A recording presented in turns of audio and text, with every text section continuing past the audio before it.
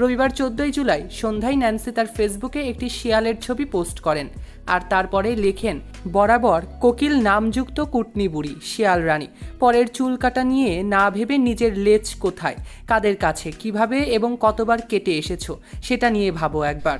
রীতিমতো চেহারা নিয়ে কটাক্ষ করে এই সঙ্গীত শিল্পী আরও লেখেন, মেকআপ ছাড়া দেখতে তুমি যেমন বিশ্রী, তোমার কর্মকাণ্ডও ঠিক তেমন বিশ্রী। মনের ভয় তো তোমার নেই জানি, কিন্তু প্রাণের ভয় তো আছে।